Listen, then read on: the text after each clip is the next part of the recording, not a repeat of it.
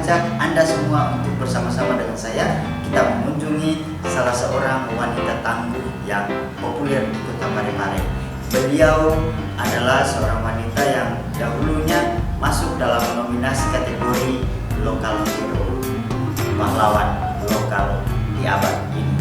Banyak orang sudah mengalami bantuan dan pertolongan dari beliau yang membantu orang dengan segala kemampuan yang ia miliki. Ia bukan orang kaya, bukan orang terpandang, bukan orang yang hebat, tapi dengan apa yang dimilikinya, dengan semangat yang luar biasa, wanita ini dapat membantu dan menolong banyak orang yang kesulitan dan menderita. Anda penasaran? Saya juga penasaran. Mari ikuti saya, kita temui wanita tangguh ini. Dengan Ibu Naomi Sampai Angin, salah satu nominasi lokal hero yang pernah diadakan oleh pemerintah pusat. Di mana itu, Bu? Di Jogja. Di Jogja. Ya, Jogja. Baik, biar kita lebih dekat dan kenal dengan siapa sosok Ibu Naomi, mari kita bincang-bincang bersama beliau.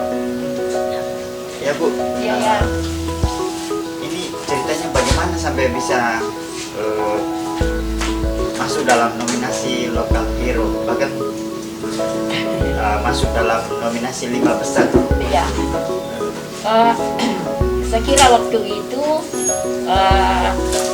terkait dengan Pertamina untuk memberikan kami bantuan atau membina posyandu kami, maka disitulah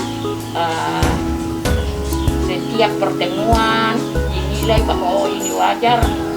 Akhirnya didaftar oleh pengurusnya, yaitu dia, bahwa ini kira-kira bisa kita ajukan.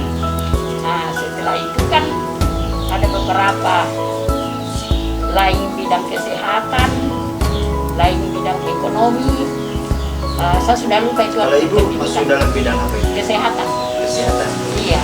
Oh ya, kegiatan Ibu sehari-hari dalam bidang itu apa yang dilakukan? Kalau dalam bidang kesehatan, pertama saya terdaftar sebagai Pokja 4 di bidang PKK se-Kelurahan Ujung Lareng. Nah, kan membidangi kesehatan termasuk posyandu lansia dan sebagainya, dan kesehatan lingkungan dan KB begitu. Kegiatan kesehatan lah sering dibuat, yaitu posyandu tiap bulan, kegiatan lansia tiap bulan, sering juga ibu hamil kita kelompokkan. Dan selain itu kalau ada mau bersalin atau sakit, ya karena kita sudah dipercaya masyarakat, makanya kita dihubungi. Sampai yang kena corona dulu itu ya. Hampir saya diisolasi gara-gara keluarga pasien katakan bahwa pergi di Ibu Naomi supaya panggil 112. Jadi saya bilang, loh kenapa ndak panggil sendiri, gampang sekali, 112 tanpa biaya. Bapak saya bilang, dia nggak bisa masuk, Bu. Katanya kalau ibu yang telepon masuk. Saya bilang, oh kalau begitu ya tunggu. Pada waktu itu akhirnya terbantu juga. Iya, karena kita sudah tahu jarak. Saya di sana, dia di sini. Tapi ada satu nanya nggak pakai masker. Oh, iya. Saya suruh pakai masker, nggak mau, dia bilang. Tolong, akhirnya bawa ke rumah sakit. Sudah datang satu-satunya. Saya didatangi puskesmas, katanya bagaimana kronologinya itu yang datang minta tolong. Akhirnya saya bebas karena saya pikir itu kan jarak di sini dan di sini. Iya, jadi saya sudah tahu betul.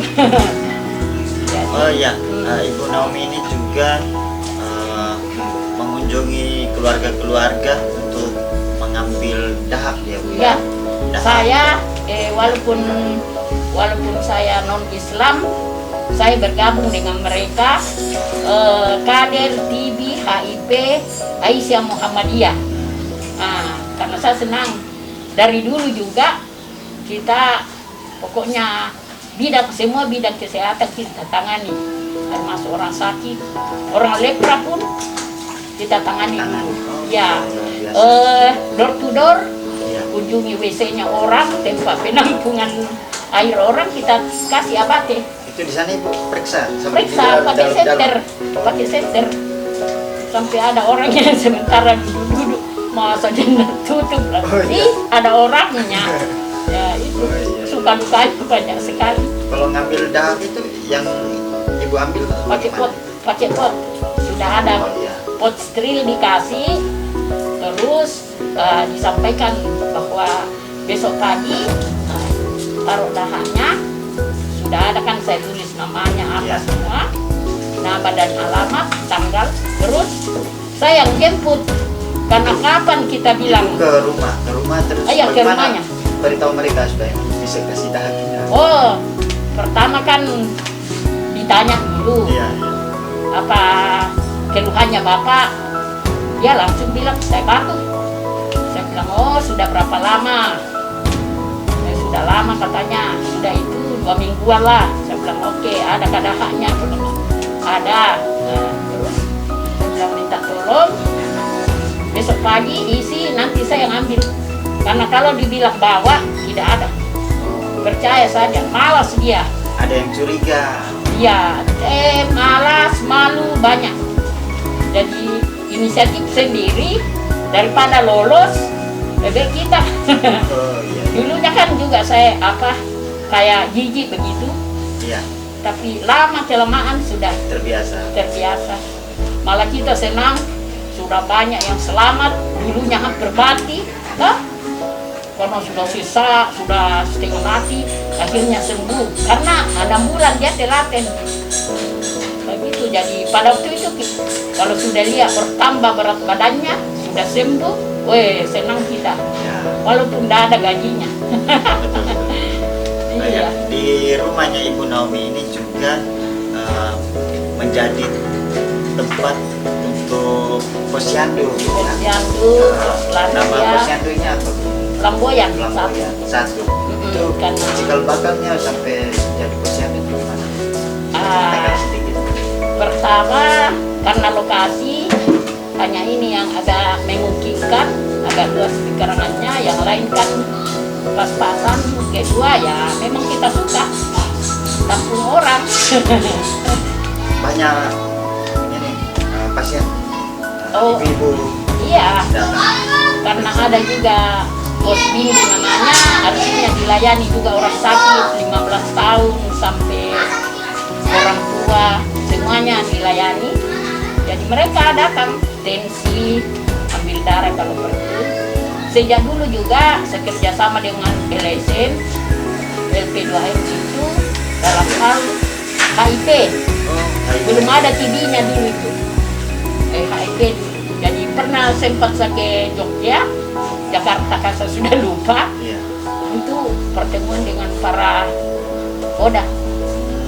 Ya, karena dulunya juga sebelum kita jadi kader HIV, takut, malah berdekatan takut, lama kelamaan karena sudah tahu.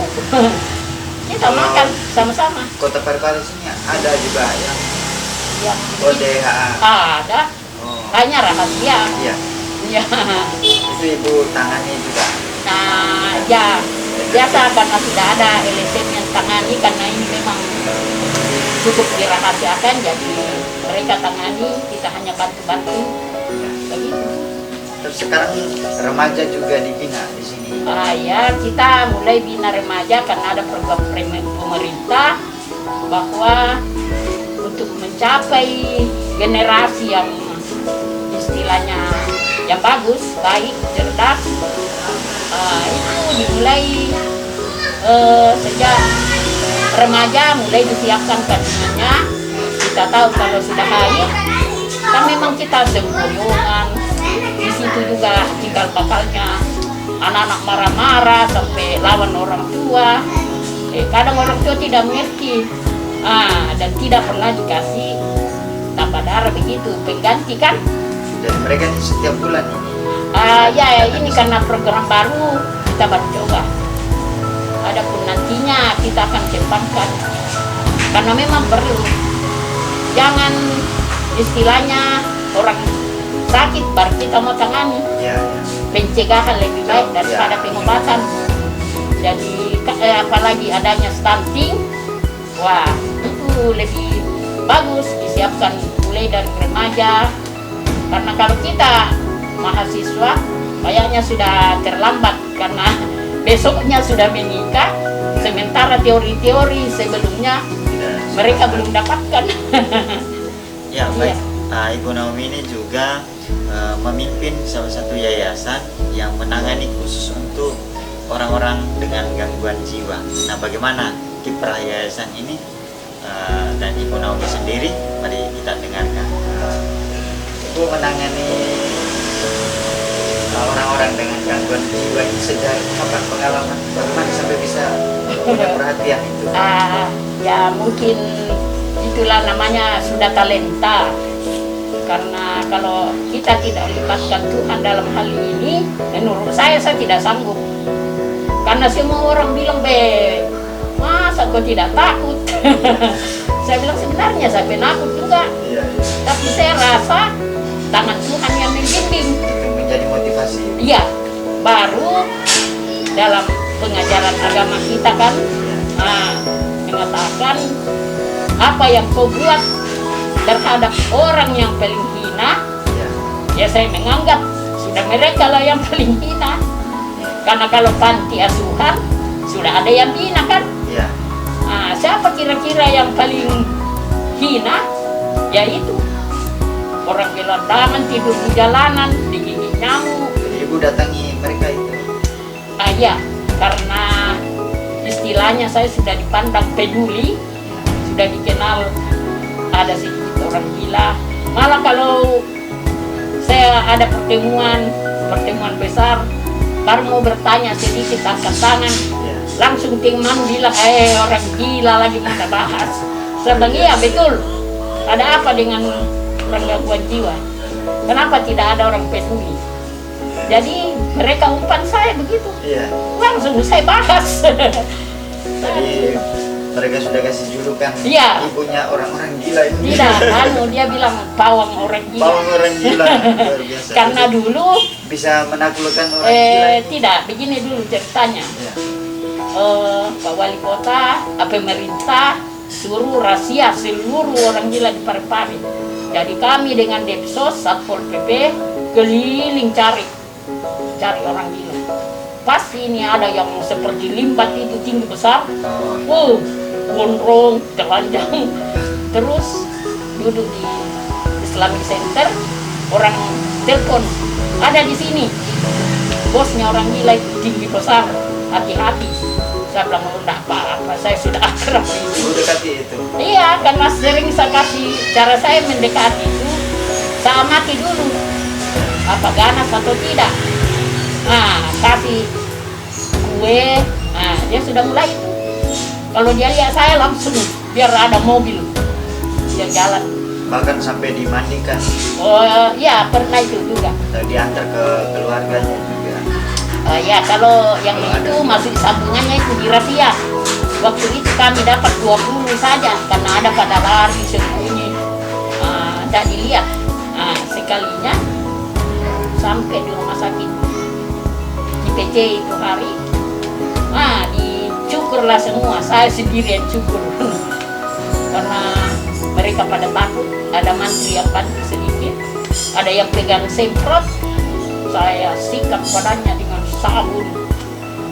Tapi saya tidak berhadapan, kita kan harus waspada. Saya taruh kursi di depan, saya berdiri di belakang, cukup begini.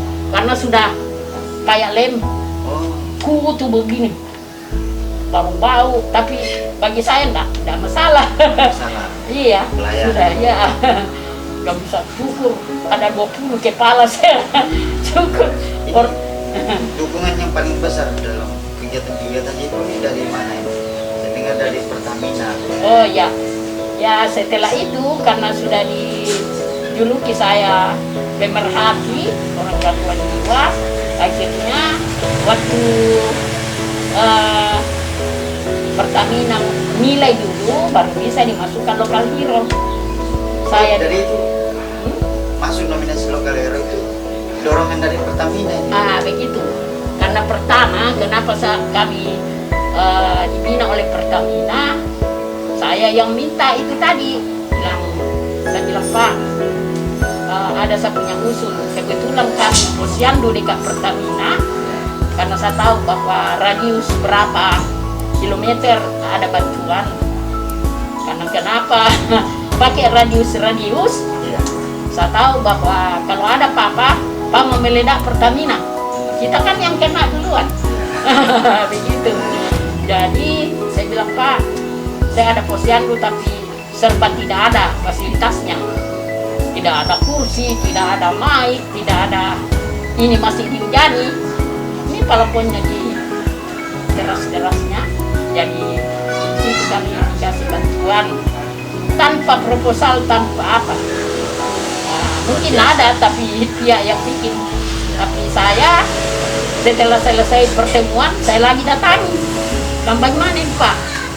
Saya bilang, oh tenang, sudah. Kita sudah kelompok dengan panitia, tunggu saja. Iya, terus posyandu yang dekat Pertamina itu, wah cemburu. Nah, Pak Ibu Naomi, bagaimana cara proposalnya? Saya bilang tidak pakai. Begini saja, bikin kegiatan sebanyak-banyaknya. Setelah itu tindakan nyata. Ya, datang dia.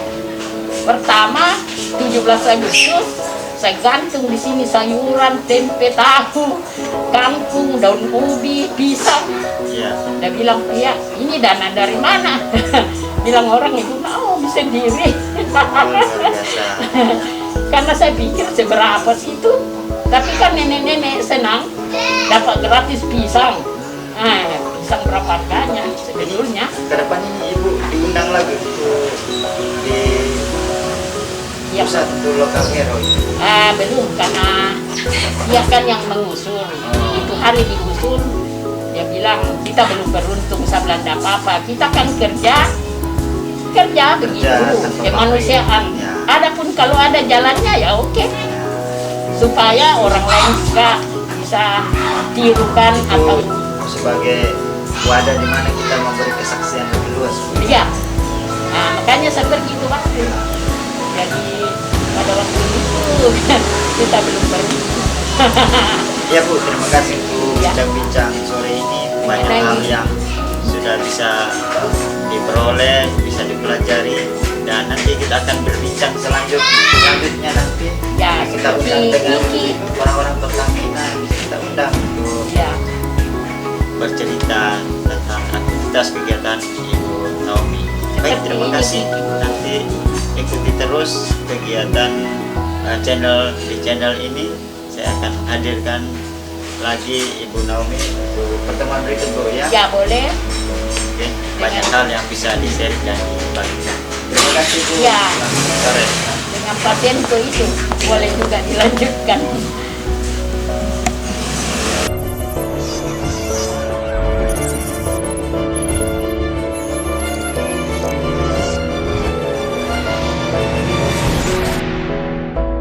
Bagaimana cara saya supaya pasien saya ODGJ itu yang sudah sembuh, Depsos serahkan sama saya. Dia bilang, Ibu Naomi, ini pasienmu namanya Kiki Haris, sudah sembuh, tapi terserah kamu ambil atau kembalikan ke pasar. Kan kita ambil di pasar. Jadi saya juga tidak sampai hati. Saya bilang oke lah. Apakah ada jaminannya? Depsos bilang tidak ada. Kalau orang ODGJ begini tidak ada jaminannya. Saya bilang oke. Saya coba. Apa yang saya makan itu juga dia makan. Tapi satu yang saya minta, tolong bikinkan BPJS. Karena kalau dia sakit jutaan kan. Sedang saya juga, saya mau ambil di mana? Akhirnya saya pergi ke pendudukan, dibuatkan KK, dibuatkan KTP, lalu diusul untuk BPJS gratis. Jadi saya senang sekali. Saya bilang iya, ini yang saya cari. Karena kalau tidak ada KK, akhirnya masuk di KK saya. Karena dia bilang kamu itu sudah dianggap sebagai ibunya. Karena kita sudah ke kampungnya di Pindrang, ternyata tidak ada yang mau akui. Jadi saya bilang tidak apa-apa, saya ambil. Sekarang juga sudah sembuh. Dia juga membantu saya mencuci, mengepel, siram bunga, beli gas.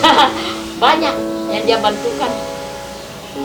Jadi itu, saya syukur bahwa seandainya beberapa orang yang mengambil orang-orang terlantar, apakah dia mau buatkan rumah, maksud saya dia bisa jamin, saya kira itu bisa aman masyarakat. Tapi kebanyakan malah ketawa-ketawa melihat orang makan dari tempat sampah. Jadi memang belum sadar. Mudah-mudahan ke depan kita bisa memperhatikan, masih banyak berkeliaran